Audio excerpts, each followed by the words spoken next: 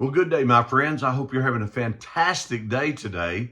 Hey, you ever thought about how just one little thing can change your whole day or change your whole life, maybe? Yesterday, my wife and I were out walking with our dog, and it was dark early in the morning, and we were walking down the street, and she has a habit of turning her head and smelling different things along the way. And so I thought she had just turned her head, right? And I said, come on, let's go. And she sat back on her backside and laid down on the ground and began to have a horrific seizure. Now, she's never had one before. She hadn't bumped her head. She hadn't changed her dieting habits. She hadn't gotten into any kind of poison or anything. We can't figure it out what caused it. But that's just kind of how life is, right? Is that one blink of a second and your whole life can change, or that whole morning can change, right? A blink of a light, somebody runs a red light, and your life's changed, maybe for just a moment or two, but it's changed, right?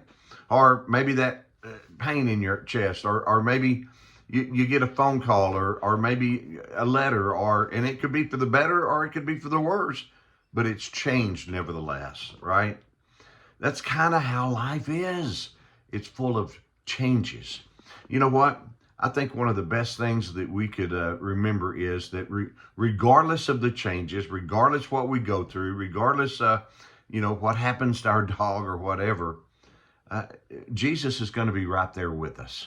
He's going to be right there beside us. He's made that promise. I'll never leave you or forsake you. He'll be right there with us. Hey, think it over. Let me tell you what happened to the rest of the day with my dog, all right? But before I do that, hey, can I just ask you to hit the like button and that subscribe button? And boy, it would really help us out, help this channel out. It would get us out before more people. Help us by doing that, would you? Rest of the story. Well, boy, when she woke up, she was in foggy land, right? She didn't really even recognize me. She wasn't aggressive or anything, but you could tell in her eyes, she's like, who are you? And then she looked around, she's saying, what am I doing here? And so we laid on the ground there by the sidewalk until a car pickup came zooming by about 3 feet from her feet. And I had to pick her up and roll over onto the grass with her. And we laid there for a while. She laid there for a while and just kind of getting her senses about her. And finally, another couple walked by.